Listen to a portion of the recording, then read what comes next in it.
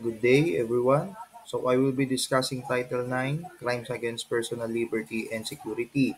So, yung mga crimes enlisted under Title 9, these are crimes which is considered to be an infringement or a violation of right of a person's uh, towards their liberty and security. Okay, so when we speak of liberty class, ito po yung right of a person or freedom of any person to move or live freely without anyone preventing or prohibiting it. Okay? So when we speak of security naman, okay, these are prevention of dangers or losses to life or to property of a person. Okay? So, um, itong crimes against personal liberty and security, it comprises of different articles. Okay? So, chapter 1, we will be discussing crimes against liberty. Okay? And it constitutes section 1, illegal detention. Okay? Under illegal detention, we have article 267, which is kidnapping and serious illegal detention. Article 268, slight illegal detention. Article 269, unlawful arrest. Okay, Section 2 naman, kidnapping of minors. Article 270, kidnapping and failure to return a minor. Article 271, inducing a minor to abandon his home. Okay, and then the last section under Chapter 1 will be Section 3, slavery and servitude. Okay, Article 272, slavery. Article 273, exploitation of child labor. Article 274, services rendered under compulsion in payment of debt. Okay, so unahin po muna natin yung Article 267, which is kidnapping and serious illegal detention. Okay. Ang elements po nito is number one, that the offender is a private individual. Okay? And number two, that he kidnaps or detains another or in any other manner deprives the latter of his liberty. Okay, so ang ibig sabihin po dito ng kidnaps, okay, it is either a person is being forcibly taken or taken by means of fraudulent machinations. Okay? Pwedeng puwersahang kinuha ang tao from one place to another or pwede ring niloko no, yung isang tao para sumama doon sa offender from one place to another.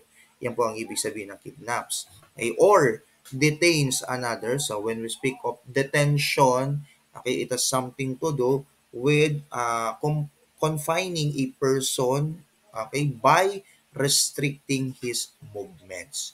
Okay, so pag sinabing detention, there are no means of entrance. Okay, ikinulong sa isang lugar, okay, na ang purpose nito is the deprivation of liberty para bawian siya ng karapatang gumalaw ng malaya. Okay? So take note po, ang offender dito sa Article 247 is a private individual. Okay? Private individual. Okay? Itong private individual na to, wala silang authority not to detain a person. Okay? Kasi kung sila ay public officer, okay, at they kidnap and detains another, okay, the crime may be arbitrary detention. Okay? Pero since offender is a private individual and they kidnaps or detains another, okay, so the crime will fall on Article 267, kidnapping or serious illegal detention. Okay? The third element is that the act of detention or kidnapping must be illegal. Okay? So when we speak of illegal detention or kidnapping, okay, hinuli, kinuha mo yung isang tao nang wala ka namang legal grounds. Okay? And kung babalikan natin ang Article 124, okay, legal grounds constitute, okay, that a person committed a crime or the person is suffering from violent insanity. Okay? Yun po yung legal grounds for arresting and detaining a person. Okay? Pero kung wala sa grounds na yan, okay, then the act of detention or kidnapping is illegal. Okay? And then number four, that in the commission of the offense, any of the following circumstances is present. Okay? So, ano ba yung mga circumstances na yan? Okay, letter A, that the kidnapping or detention lasts for more than 3 days. Okay? So, dati class, nung pinasa yung Republic Act number 18, okay, which was regulated or being enforced in the year 1946. Okay? Yung period of detention is for more than 5 days. Okay? More than 5 days. Pero nung ni-revise, okay, itong penal code, okay, so binaba na lang ito sa 3 days. Okay? The detention lasts for more than 3 days. Okay? Or letter B, that it is committed simulating public authority. So, ang ibig sabihin naman nito is that, okay, kinidnap mo ang isang tao or dinetain mo ang isang tao, okay, na nagpanggap ka bilang public officer. Okay? So, nagpanggap ka, okay, na public officer. For example, okay, nananahimik yung isang tao, wala namang legal grounds, pero kinuha mo, inaresto mo, and dinetain mo.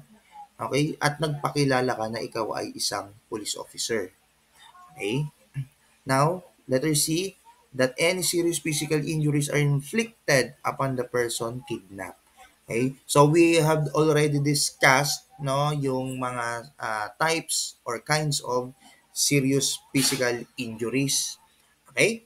So ngayon, kung kinidnap mo ang isang tao at dinetain mo, okay? At kunwari, nabulag siya, napilay siya, or nagkaroon siya ng physical deformity, okay? Then you are being held liable for Article 267, kidnapping and serious illegal detention. Okay? Or that the person kidnapped or detained is a minor, a female, or a public officer. So, pag sinabi nating minor dito, class, okay, it means that, okay, the child is or less than 18 years old. Okay? So, kung minor, female, or a public officer ang kinidnap at dinetain, pasok siya sa Article 267. Okay? So, what if ganito? Kinuha or inaresto, kinidnap mo yung isang tao forcibly at dinetain mo sa isang confinement. Okay? Pero hindi pa siya umaabot ng 3 days. Okay? Hindi siya umaabot ng 3 days. Pero ang kinidnap mo ay minor. Okay, let's say 15 years old.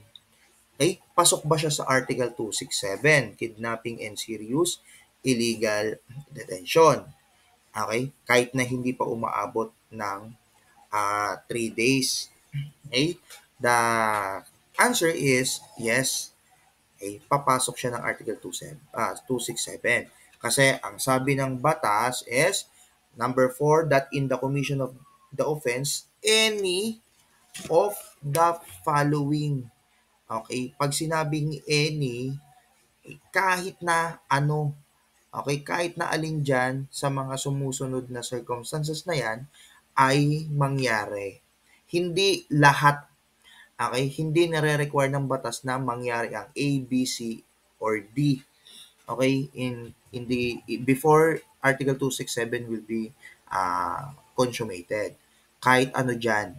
Okay, dun sa given scenario natin, ang kinidnap mo ay minor kahit na isang araw pa lamang yan, then that will be kidnapping and serious illegal detention.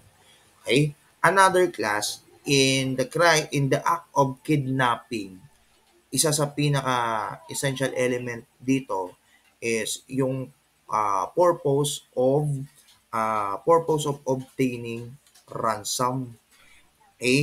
Purpose of obtaining a ransom money. Okay? So for example, A, B, C, and D agreed to kidnap a person kasi mayaman. Okay, ang purpose nila for kidnapping is to deprive him of the liberty and another is to extract money. Okay? Para kumita ng or para makakuha sila ng ransom money. Okay? So kahit hindi pa man nila sinisimulan na kausapin yung mga kamag-anak nung kinidnap nila, okay? There is already a kidnapping for ransom. Okay? There is a kidnapping for ransom. Although it is not yet being expressly stated, no, the purpose of extracting ransom money. Okay? So, yan po ang Article 267 natin. Kidnapping and serious illegal detention. Okay, tatandaan, ulitin ko. Okay, Article 267. Okay, ano ba yan? The offender is a private individual. He kidnaps or detains another, okay, or in any other manner deprives the latter of his liberty. That the act of detention or kidnapping must be illegal, no? Walang legal grounds. Okay? At kahit ano dito sa apat na to ang nangyari. There is already a kidnapping and serious illegal detention. Okay? So next we have Article 268, slight illegal detention. So ang Article 267 at saka Article 268 class, magkaparehas lang sila ng manner of commission. Okay? Ang pinagkaiba lang nila is yung number 4. Okay? Kasi 'di ba sa Article 267 that kidnapping and illegal detention must be committed in any of the four circumstance. Okay? Kapag ka-absence yung any of the four circumstances enumerated in Article 267, paragraph 4, okay, ang magiging crime po is slight illegal detention. Okay? Parang murder and homicide. Sa murder, killing of a person attended by qualifying aggravating circumstances. Pag wala po yung qualifying aggravating circumstances, then papasok po yan ng homicide. Ganon din dito sa Article 267, kidnapping and serious illegal detention. Kapag wala po yung apat, any of those four circumstances, okay, papasok po yan ng Article 268, slight illegal detention. Okay? Maliwanag tayo doon. So, let's proceed with Article 269. Okay? So, we have the so-called unlawful arrest. From the word itself, okay, mayroong ginawang pag-aresto. Okay, and arrest is being defined as the taking of a person into custody, okay, in order for him to answer for the violation of the law. Okay? So, inaresto yung tao para dalhin sa mga authority. Okay? Pero class, sa Article 216, okay, the manner of arrest is being unlawful. Okay? Bakit? Ano ba yung ibig sabihin natin ng unlawful? So, hindi siya lawful. Di ba? Unlawful. Ibig sabihin, wala kang legal grounds. Okay? And ulitin natin, ano ba yung mga legal grounds? Okay? Kapag yung tao nakakomit ng krimen. Okay? Nakakomit ng krimen or violent. If the person is suffering from violent insanity. Pero since dito naman is arrest ang pinag-uusapan. Okay? So, we will be referring no doon sa Section 6, Rule 113 ng Revised Rules on Criminal Procedure. Okay? Ano ba yung Section 6 na yon? Okay? As a general rule, you cannot arrest a person without a valid warrant of arrest. Okay? Pag wala kang warrant of arrest, hindi ka makaka-aresto. Okay? Except, yan, dito na papasok yung mga instances of a warrantless arrest. Diba? Arrest in flagrante delicto, hot pursuit arrest, and arrest of an escaped prisoner. Okay? So, ang elements ng unlawful arrest is number one, that the offender is any person. Okay? Any person. So, pag sinabi natin any person, it may be a private individual or a public officer. Okay? Natatandaan nyo yung instances of a warrantless arrest. Okay? So, hindi lang public officer ang pwedeng mag-execute ng warrantless arrest.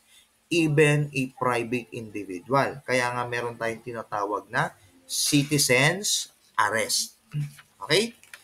Second element is that the offender arrests, okay, inaresto yung tao. Okay? Taking of a person into custody of the law. Okay? Or detains another person. Eh, inaresto mo para dalhin sa mga police authority or sa even sa any law enforcement agencies, okay, or inaresto mo in order to detain that person. Okay? So that the purpose of the offender is to deliver, ang pinaka-purpose nito is to deliver him to the proper authorities. Okay? Ano ang pinagkaiba ng unlawful arrest doon sa illegal detention? Doon sa illegal detention po, okay, um, inaresto yung tao for the purpose of detaining him, okay, or deprives him of his or her liberty. Okay? Deprivation of liberty. Sa unlawful arrest po, ang purpose nito is to deliver him to the proper authority. Okay? Aarestuhin para dalhin no sa proper authorities. Okay? Pero class, that the arrest or detention is not authorized by law. Okay? Hindi pinapahintulutan ng batas. Kaya ano example niyan? Walang warrant of arrest. Okay? Inaresto mo yung tao. And hindi siya papasok doon sa Section 6, Rule 113. Okay? Or yung instances of a warrantless arrest. Okay? Wala siyang ginawang krimen. Okay? Hindi mo nakita in the act of committing a crime. Okay? Or walang hot pursuit arrest or hindi siya escape prisoner. Inaresto mo yung tao. Okay? Ano ang typical example? Okay? For example, si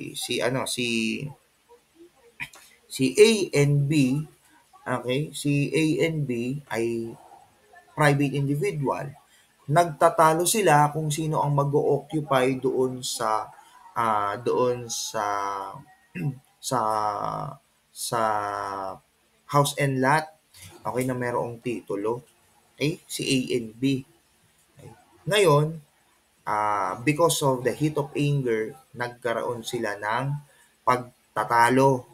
Okay? Hanggang sa nagkaroon na sila ng ambaan. Okay? Then one time, itong si A, okay, was able to restrain B of his movement. Okay, hinawakan yung kamay, tinali, okay, tapos nilagyan ng scotch tape ang bibig para hindi na makapag-ingay and dinala sa mga dinala sa police station. Okay? So dito, wala namang lawful grounds. Okay? But still, that person or the offender arrested him and delivered him or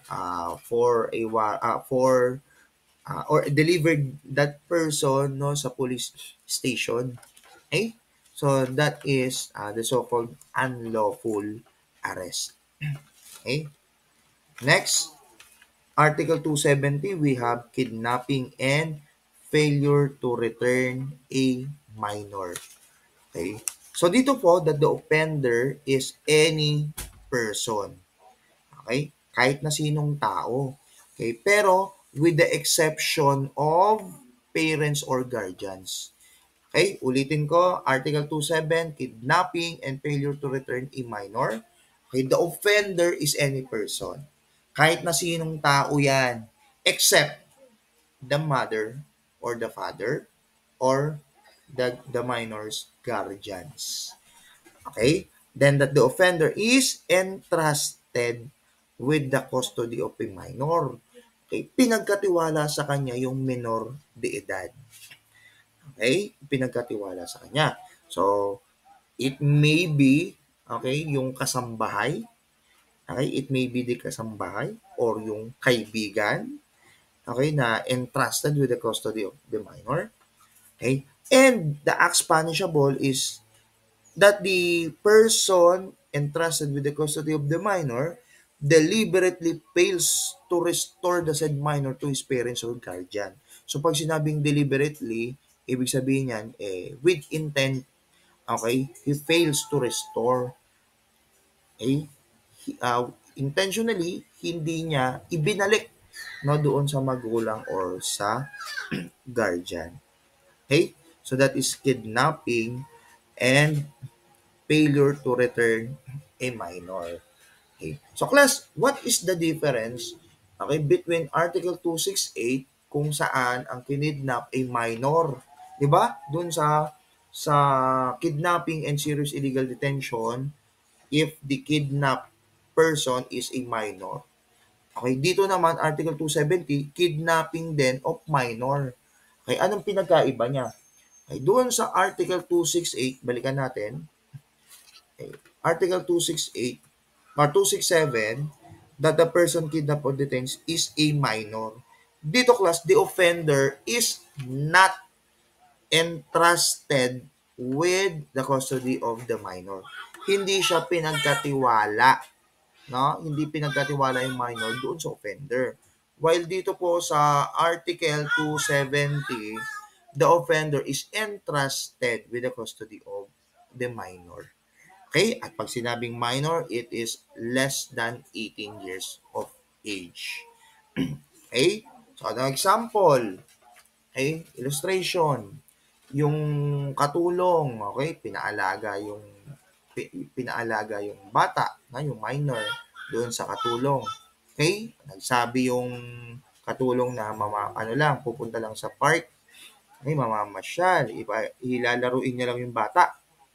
Okay? Pero ilang araw na hindi pa rin binalik. Okay? So dito class, ang ang punishable dito or ang pinapunish ng batas dito is the deliberate intent, okay, or deliberate failure, okay, of the offender to restore the said minor to his parents or guardians. Okay?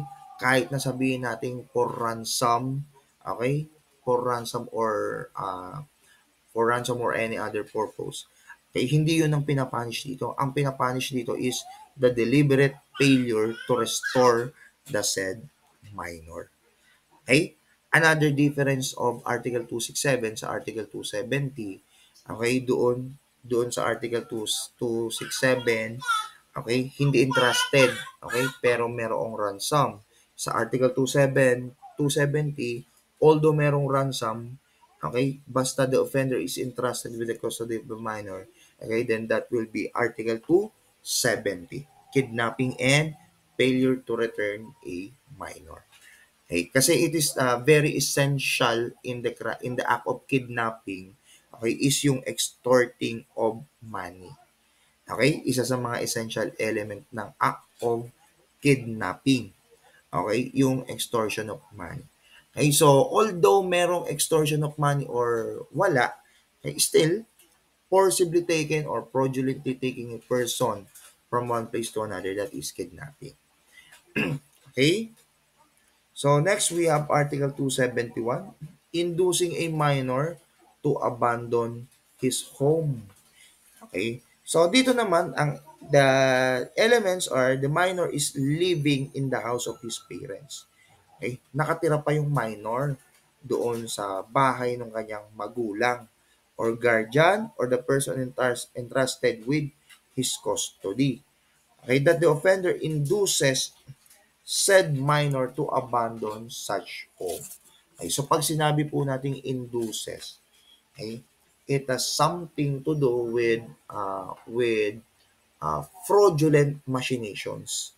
Okay, pwedeng binola-bola, 'di ba? Gumawa ng mga fraudulent statement ang isang offender in order for that said minor to abandon such home.